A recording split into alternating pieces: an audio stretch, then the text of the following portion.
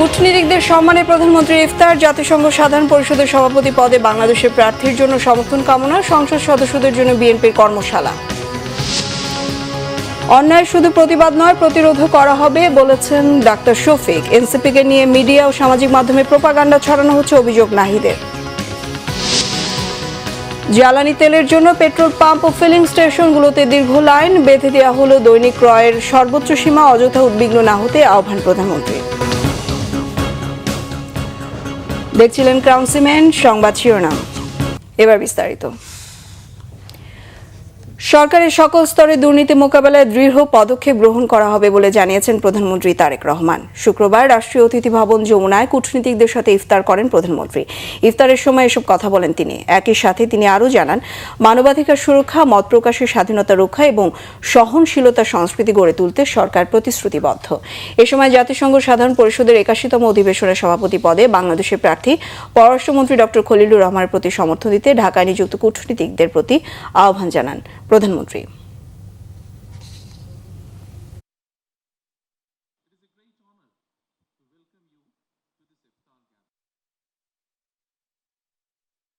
Our commitment is firm to strengthen democratic institutions, uphold the rule of law, protect freedoms, and ensure accountability. I would like to take this opportunity to introduce our candidate for the presidency of the 81st session of the United Nations General Assembly. অধিবেশন সামনে রেখে দলের সংসদ সদস্যদের জন্য শুক্রবার দুদিনের কর্মশালার উদ্বোধন করেছেন বিএনপির চেয়ারম্যান ও প্রধানমন্ত্রী তারেক রহমান। দলের স্থায়ী কমিটির সদস্য ও স্বরাষ্ট্রমন্ত্রী সালাউদ্দিন আহমেদ বলেছেন, এই সংসদের কাছে জাতির প্রত্যাশা অনেক। সবাই যেন ছাত্র জনতার গণ অভ্যুত্থানের প্রত্যাশা পূরণ করতে পারেন, সেজন্য সংসদকে শক্তিশালী করতে হবে। প্রথমবার নির্বাচিতদের সংসদীয় কার্যক্রমের বিভিন্ন বিষয়ে ধারণা দিতে এই কর্মশালা। আহমেদ সরোয়ারের রিপোর্ট। ত্রয়োদশ জাতীয় সংসদে দলের নির্বাচিত সদস্যদের জন্য আয়োজিত কর্মশালায় অংশ নিতে সকাল 10:15টার দিকে গুলশানে বিএনপি চেয়ারম্যানের কার্যালয়ে আসেন দলের চেয়ারম্যান ও প্রধানমন্ত্রী তারেক রহমান। প্রথম দিনে প্রথম সেশনে মন্ত্রী, প্রতিমন্ত্রী, উপদেষ্টা, চিফ হুইপ এবং হুইপদের জন্য আয়োজিত কর্মশালার উদ্বোধন করে বক্তব্য রাখেন প্রধানমন্ত্রী ও সংসদ নেতা তারেক রহমান। দুপুর 12:30 পর্যন্ত চলা কর্মশালা শেষে জুমার নামাজ পড়তে গুলশান কার্যালয় থেকে বেরিয়ে যান প্রধানমন্ত্রী তারেক রহমান। এই সময় সাংবাদিকদের সাথে কর্মশালা নিয়ে কথা বলেন দলের স্থায়ী কমিটির সদস্য এবং স্বরাষ্ট্রমন্ত্রী সালাউদ্দিন আহমেদ। সংসদের উদ্বোধনী অধিবেশনে রাষ্ট্রপতির ভাষণ নিয়ে এক প্রশ্নের জবাবে সালাউদ্দিন আহমেদ বলেন, রাষ্ট্রপতি ব্যক্তি নন, একটি প্রতিষ্ঠান। লিডার অফ দ্য হাউসের ভূমিকা কি, উপনেতার ভূমিকা কি, বিরোধী দলের নেতার ভূমিকা কি, হুইপদের ভূমিকা কি, এ সম্পর্কে আমরা আলোচনা করেছি। একটা বিস্তারিত আমরা আইডিয়াস কমিউনিকেশন করেছি, ডিসেমিনেট করেছি, যাতে করে আমরা সমৃদ্ধ হই। ছাত্র গণ অভ্যুত্থানের মধ্য দিয়ে নতুন প্রত্যাশা যা সৃষ্টি হয়েছে জনমনে, সেই প্রত্যাশা যাতে আমরা পূরণ করতে পারি। এক প্রশ্নের জবাবে সালাউদ্দিন আহমেদ বলেন, ডেপুটি স্পিকারের জন্য বিরোধী দলকে দেয়া প্রস্তাবটি ইতিবাচক হিসেবে দেখা দরকার। ওনারা সঠিক বলেছেন যে সংবিধান সংশোধিত হবে, 2টা ডেপুটি স্পিকারের পদ সৃজন হবে, তারপরে একটা ডেপুটি স্পিকার তারা পাবেন একজন। সেটা ঠিক আছে, কিন্তু আমরা যদি এখন থেকে আমাদের উদারতা প্রদর্শন করে বিদ্যমান ডেপুটি স্পিকারের যে পদটা আছে তাদেরকে দিতে চাই, সেটা আমার মনে হয় তাদেরকে একটু উদারভাবে দেখা উচিত। এ ধরনের কর্মশালা নতুন সদস্য হিসেবে সংসদে ভূমিকা রাখতে সহায়তা করবে বলে বিশ্বাস হুইপ ও প্রতিমন্ত্রীদের। সংসদীয় রীতিনীতি, কার্যপ্রণালী, বিধি অনুযায়ী কিভাবে পার্লামেন্ট চলবে, এই বিষয়ে মানে সবাইকে সতর্ক থেকে আগামী দিনে সংসদ কিভাবে পরিচালিত হবে এই বিষয়ে একটা দিক নির্দেশনা দেবে। জাতীয় সংসদ সদস্য হিসাবে আমাদের কি করণীয়, এই একটা বই দল থেকে প্রোভাইড করা হয়েছে এবং মাননীয় প্রধানমন্ত্রী যে বিষয়টা এমফেসাইজ করেছেন, দায়িত্বশীল শাসনের প্রতি আমরা যেন থাকি। জুমার নামাজের বিরতির পর বেলা 2:30 থেকে শুরু হয় রংপুর, রাজশাহী, বরিশাল বিভাগের সংসদ সদস্য এবং ঢাকা ও ফরিদপুর বিভাগের কয়েকটি জেলার সংসদ সদস্যদের কর্মশালা। চলে বিকাল 4:30 পর্যন্ত। শনিবার 2 সেশনে হবে বাকি বিভাগের সংসদ সদস্যদের কর্মশালা। আহমেদ সরওয়ার, বাংলা ভিশন, ঢাকা। বিদেশি চুক্তি নিয়ে অন্তর্বর্তী সরকার জামায়াত ইসলামের সঙ্গে আলোচনা করেনি বলে জানিয়েছেন দলটির আমির ডাক্তার শফিকুর রহমান। শুক্রবার দুপুরে ফেসবুক পোস্টে কথা জানান। জামায়াতের আমির বলেন, বিগত অন্তর্বর্তী সরকারের আমলে বিভিন্ন দেশের সঙ্গে সরকার কয়েকটি চুক্তি সম্পাদন করেছে। তৎকালীন সরকার এসব চুক্তি নিয়ে দলটির সঙ্গে কোনো আলোচনা না করায় পোস্টে দুঃখ প্রকাশ করেন। এদিকে গতকাল শহীদ আবু সাইদ ইন্টারন্যাশনাল কনভেনশন সেন্টারে ছাত্র শিবিরের এক ইফতার মাহফিলে যোগ দেন জামায়াত ইসলামের আমির। অন্যায়ের শুধু প্রতিবাদ নয়, প্রতিরোধও গড়ে তোলা হবে বলে মন্তব্য করেন জামায়াতের আমির ডাক্তার শফিকুর রহমান। ত্রয়োদশ জাতীয় সংসদ নির্বাচনের ভোট গণনা থেকে শুরু করে প্রতিটি স্তরে ইলেকশন ইঞ্জিনিয়ারিং হয়েছে বলে আবার অভিযোগ করেছেন জামায়াত ইসলামের সেক্রেটারি জেনারেল মিয়া গোলাম পরওয়ার। এই অভিযোগে সাবেক উপদেষ্টা সৈয়দা রিজওয়ানা হাসান ও খলিলুর রহমানকে জিজ্ঞাসাবাদ ও বিচারের দাবিতে গতকাল বায়তুল মুকাররমের উত্তর গেটে সমাবেশ করে ঢাকা মহানগর উত্তর ও দক্ষিণ জামায়াত। বিক্ষোভ সমাবেশে মিয়া গোলাম পরওয়ার বলেন, ইলেকশন ইঞ্জিনিয়ারিং এর বিষয়টি উঠে এসেছে অন্তর্বর্তী সরকারের সাবেক উপদেষ্টা রিজওয়ানা হাসানের বক্তব্যে। এ সময় পররাষ্ট্রমন্ত্রী খলিলুর রহমানের সমালোচনাও করেন জামায়াত নেতারা। সংক্ষিপ্ত সমাবেশ শেষে হয় বিক্ষোভ মিছিল। বিরোধী দলীয় চিফ হুইপ নাহিদ ইসলাম বলেছেন, এনসিপিকে নিয়ে মিডিয়া ও সামাজিক মাধ্যমে অনেক প্রোপাগান্ডা ছড়াচ্ছে, কিন্তু এনসিপি আসলে কি বলেছে, কি করেছে সেটি অবজ্ঞা করা হচ্ছে। এসব মিডিয়া উদ্দেশ্যমূলকভাবে জুলাই অভ্যুত্থানকে বিতর্কিত করার পায়তারা করছে বলে মনে করেন নাহিদ ইসলাম। শুক্রবার রাজধানীর বাংলা মোটরে আয়োজিত এক বইয়ের মোড়ক উন্মোচন অনুষ্ঠানে তিনি এসব কথা বলেন। বিরোধী দলীয় চিফ হুইপ বলেন, এনসিপির মূল বক্তব্য বিস্তারিতভাবে এনসিপির যাত্রা বইয়ে তুলে ধরা হয়েছে। গণ অভ্যুত্থানের নেতৃত্বের বড় অংশ এনসিপিতে এসেছে বলেও দাবি তার। সংস্কারের রাজনীতি যেটি, সেটি এনসিপি করেছে বলে মনে করেন নাহিদ ইসলাম।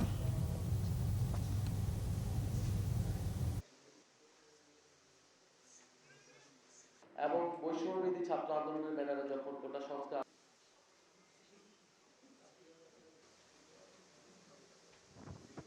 ফলে এনসিপিকে নিয়ে নানা ধরনের প্রোপাগান্ডা আমরা দেখি সোশ্যাল মিডিয়ায়, আন্তর্জাতিক মাধ্যমে, ডিপ্লোমেটদের কাছে নানা ধরনের প্রোপাগান্ডা করা হয় এনসিপি সম্পর্কে। যা এনসিপি বলে নাই তা এনসিপির পক্ষ থেকে ছড়ানো হয় যে এনসিপি এটা বলেছে বা এনসিপি এই ইস্যুতে পজিশন নিয়েছে। কিন্তু বেশিরভাগ ক্ষেত্রে আমরা দেখেছি যে বাংলাদেশের মিডিয়া থেকে শুরু করে বিভিন্ন জায়গায় এনসিপি আসলে কি চায়, আসলে কি বলেছে, বিভিন্ন ক্ষেত্রে কি পজিশন নিয়েছে, হয়তো বিচ্ছিন্নভাবে একজন নেতা দুজন নেতা পজিশন, কিন্তু এনসিপির আনুষ্ঠানিক অফিসিয়াল পজিশন সেটা বিভিন্ন সময় অবজ্ঞা করা হয়েছে বা কষ্ট করে এটা আসলে বোঝার চেষ্টা করে নাই অনেক। এই বইটা পড়লে মধ্যপ্রাচ্য সংকটে দেশের জ্বালানি তেলের বাজারে উদ্বেগ উৎকণ্ঠা। সময় যত গড়াচ্ছে তেলের পাম্পগুলোর সামনে যানবাহনের দীর্ঘ সারি বাড়ছে। এদিকে বিদ্যুৎ, জ্বালানি ও খনিজ সম্পদ মন্ত্রী ইকবাল হাসান মাহমুদ আশ্বস্ত করেছেন, জ্বালানি তেলের পর্যাপ্ত মজুদ রয়েছে, অযথা উদ্বিগ্ন না হতে জনগণকে আহ্বান জানান তিনি। এদিকে ফিলিং স্টেশনগুলোতে উপচে পড়া ভিড় সামলাতে যানবাহনে দৈনিক জ্বালানি নেয়ার সীমা বেঁধে দিয়েছে বিপিসি। আরও জানাচ্ছেন সৈয়দ আব্দুল মুহিত। মধ্যপ্রাচ্যে যুদ্ধের প্রভাবে বিশ্ববাজারে সৃষ্টি হয়েছে জ্বালানির সরবরাহ সংকট। এই আতঙ্কের প্রভাব পড়েছে রাজধানীর পেট্রোল পাম্প ও গ্যাস ফিলিং স্টেশনগুলোতে। সরবরাহ সংকট দেখিয়ে বন্ধ রাখা হয়েছে বেশ কিছু ফিলিং স্টেশন। যেগুলো খোলা আছে সেগুলো থেকে মিলছে না চাহিদা অনুযায়ী পরিবহন জ্বালানি। শুক্রবার ভোর থেকে ফিলিং স্টেশনগুলোতে ব্যক্তিগত গাড়ি ও মোটরসাইকেলের উপচে পড়া ভিড়। ফিলিং স্টেশনের সামনে জ্বালানি নেয়ার অপেক্ষায় দাঁড়িয়ে থাকা যানবাহনের দীর্ঘ সারির কারণে কোনো সড়কে সৃষ্টি হয়েছে যানজট। চাহিদা মতো তেল না পেয়ে ক্ষোভ প্রকাশ করেছেন গ্রাহকরা। গাবতলি একটা পাম্পে ঢুকছিলাম, আমার আগের হুন্ডাতে 200 টাকা তেল দিছে, তারপরে বন্ধ করে দিছে, বলছে যে ভাই তেল নাই। সব জায়গায় তেলের সংকট হচ্ছে। আমি তো আসলে নর্মালি তেল নিতে আসলাম, আইসা হঠাৎ করে দেখলাম যে আসলে এই অবস্থা। অধিকাংশ পাম্পে মোটরসাইকেলের জন্য 500 টাকার বেশি তেল মিলছে না। বিক্রেতারা বলছেন, যানবাহনে জ্বালানি সংকট আতঙ্কে অনেকে একসাথে বেশি তেল ও গ্যাস কিনছেন, এতে সংকট আরও বেড়েছে।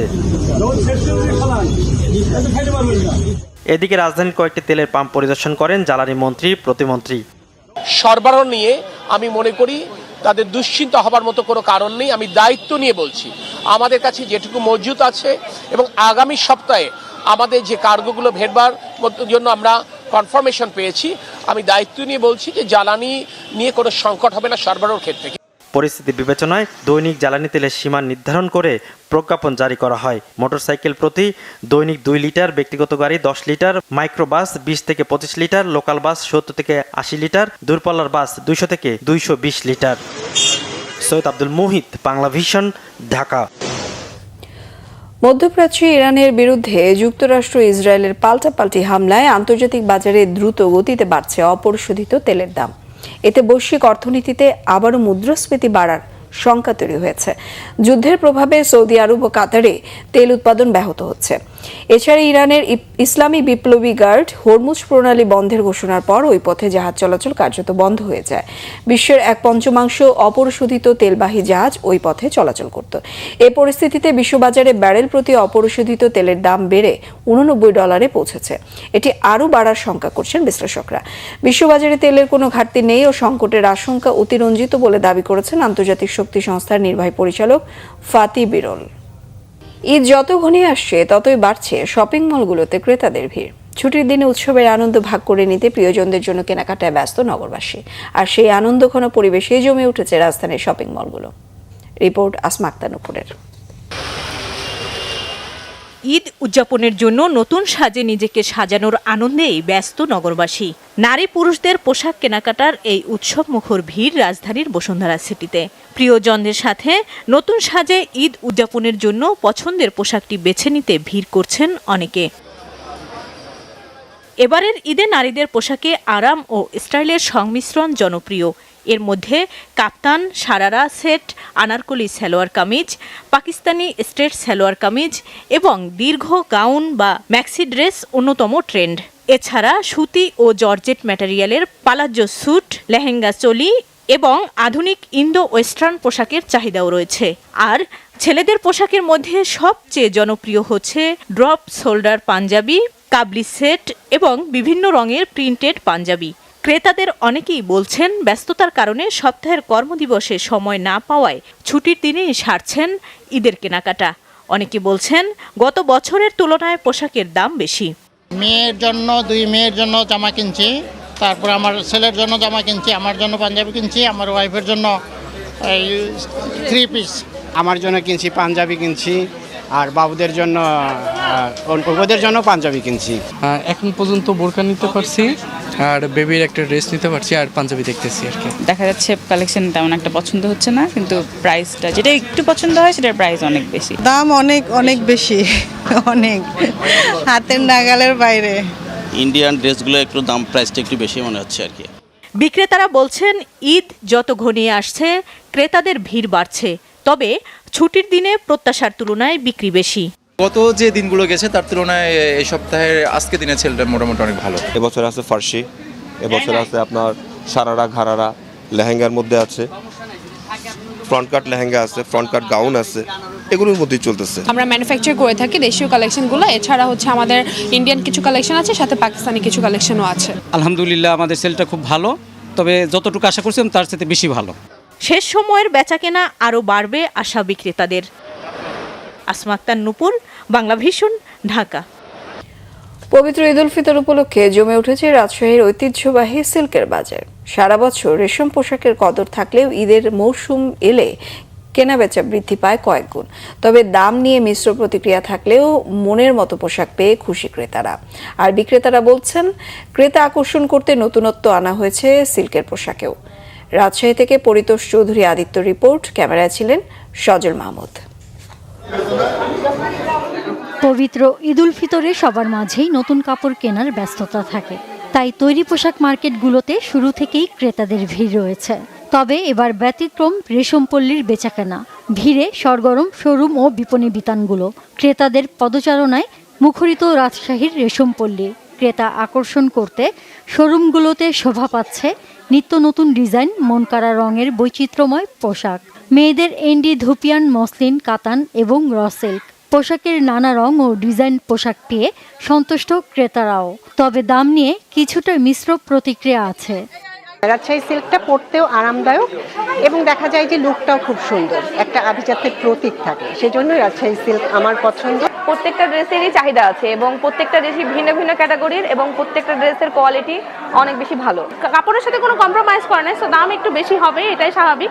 তবে দামটা আর একটু কম হলে আমার মনে হয় যারা স্টুডেন্ট আছে তাদের জন্য একটু ভালো হতো। ড্রেসের কোয়ালিটি অনেক সুন্দর, অনেক কালেকশন এসেছে, আর আমি ড্রেস কিনেছি, ড্রেস কিনে অনেক স্যাটিসফাই। রাজশাহীর বাইরে অন্য বিভাগেই শুধু নয়, এই রেশম পোশাকের ব্যাপক চাহিদা রয়েছে বিদেশেও। কালেকশন আগের থেকে অনেক বেশি ভালো। যদি দেখা যায় যে হচ্ছে আলাদা রকম এবং সুন্দর, একটু ইউনিক কোয়ালিটি, এগুলা দিক থেকে দাম ঠিক আছে। তরুণদের মানে পছন্দের কারণে কিন্তু মূল ওইটা যে এখানে সবকিছু নতুনত্ব পাওয়া যায়। এদিকে ব্যবসায়ীরা বলছেন প্রতি বছরের মতো এবারও রেশম পোশাকের রং ও ডিজাইনে বৈচিত্র্য আনা হয়েছে। সব শ্রেণীর মানুষ যাতে কিনতে পারে সেটি মাথায় রেখে দাম নির্ধারণ করা হয়েছে।